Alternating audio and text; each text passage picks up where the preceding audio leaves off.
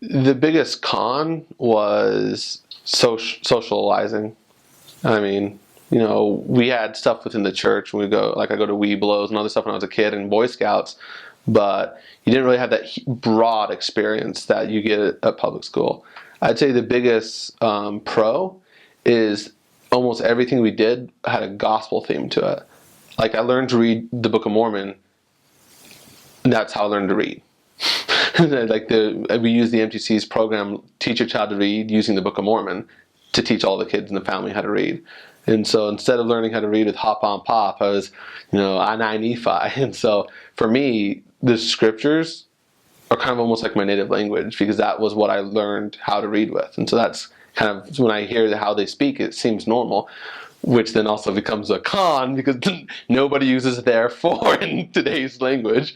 I'm like, it's succeeding that we do this. And it's like, what did you just say? And I'm like, maybe not. But I definitely say that it was good because from a young age, we were taught the gospel constantly throughout the day. And so when I got to the mission field, I already had read the Book of Mormon multiple times. I'd already been taught from a young age that it was true. And I'd studied church history, all these different topics in homeschooling. And so going into Sharon, Vermont, it was kind of, you're going into the belly of the beast. They've had missionaries proselyting there for over 150 years. And it's kind of intense because that was the first place where they sent all the apostles when they first sent them on a mission. And so these people have heard stories about the church for a long time, and they'd bring up concerns or questions, and if you didn't know what they're talking about, you get lost really quick. But it was really cool to be able to take what I learned when I was homeschooled and then apply it to answering these people's questions. And so I'd say that's probably the biggest con was it. Whereas socializing did not happen as much as I wish. I learned to love the gospel, which is way more important. I'd say it's just like the mission.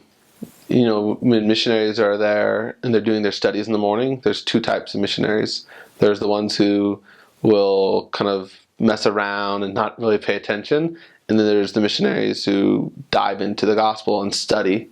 And with homeschooling, it's the same way. Either you're going to mess around and you're going to get done with your hour of study of one topic and be like, what did you learn? Nothing.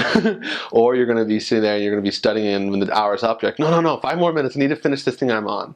And I just noticed that rolled over into the mission, especially with studies. So I saw some missionaries who just wouldn't study at all.